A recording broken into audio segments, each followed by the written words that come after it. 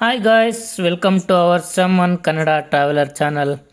ನಾವೀಗ ಬಂದಿದ್ದೀವಿ ಇಟಲಿಯ ಪ್ರಸಿದ್ಧ ಪ್ರವಾಸಿ ತಾಣವಾಗಿರುವ ಕೋಮೋ ನಗರಕ್ಕೆ. ನೋಡಿ, ಇದು ಕೋಮೋ ನಗರದ ಮೈನ್ ಸ್ಟ್ರೀಟ್ ಆಗಿದೆ.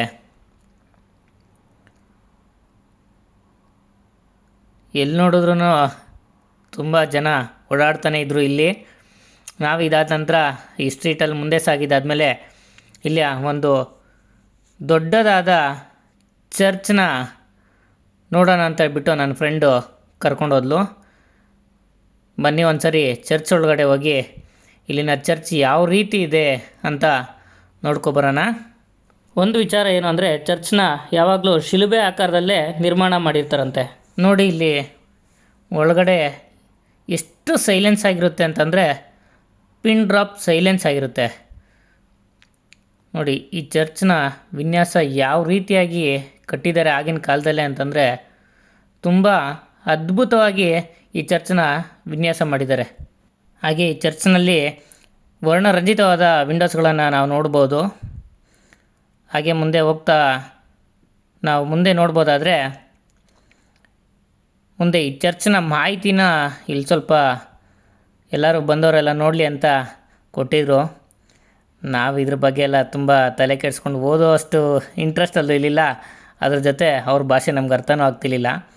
ಅದಾದ ನಂತರ ನನ್ನ ಕಣ್ಣಿಗೆ ಬಿದ್ದಿದ್ದು ಅಂತಂದರೆ ನೋಡಿ, ಇದೊಂದು ಕಾರ್ಪೆಟ್ಟು. ಈ ಕಾರ್ಪೆಟ್ಸ್ ಹೇಗಿದೆ ಅಂತಂದರೆ, ಇಂಥ ಕಾರ್ಪೆಟ್ಸ್ ಈ ಚರ್ಚ್ನಲ್ಲಿ ತುಂಬ ಹಾಕಿದ್ದಾರೆ. ಅಲ್ಲಲ್ಲಿ ಎದುರುಗಡೆ ಕಾಣಿಸ್ತಾನೆ ಇದ್ದಾವೆ.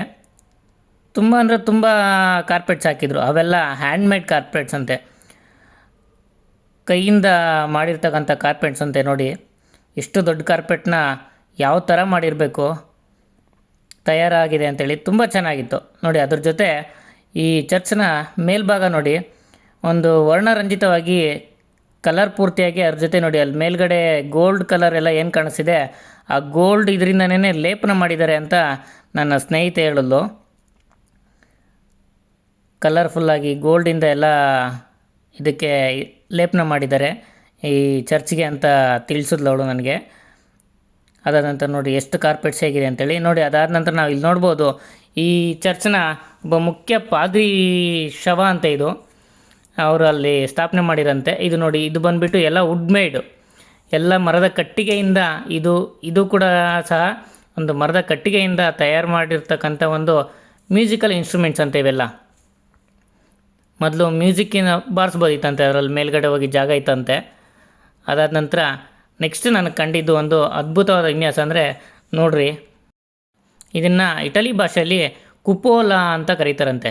ನೋಡಿ, ಆ ಕುಪೋಲಾ ಅನ್ನೋದು ಅದ್ರ ಮೇಲ್ಗಡೆಯಿಂದ ಬೀಳುವಂಥ ಬೆಳಕು ಜೀಸಸ್ನ ಮೇಲೆ ನೇರವಾಗಿ ಬೀಳುತ್ತೆ. ಅದು ಬಿಟ್ಟು ಇನ್ನೆಲ್ಲಿ ಸುತ್ತಮುತ್ತ ಎಲ್ಲೂ ಆ ಚರ್ಚ್ನಲ್ಲಿ ಆ ಬೆಳಕು ಬೀಳಲ್ಲ. ನೋಡಿ, ಆ ಥರ ಒಂದು ವಿನ್ಯಾಸ ಮಾಡಿದ್ದಾರೆ.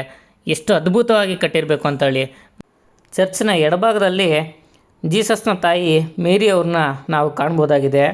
ಹಾಗೆಯೇ ಬಲಭಾಗದಲ್ಲಿ ಜೀಸಸ್ನ ಶಿಲುಬೆಗೇರಿಸಿರೋದನ್ನು ನಾವು ಕಾಣ್ಬೋದಾಗಿದೆ.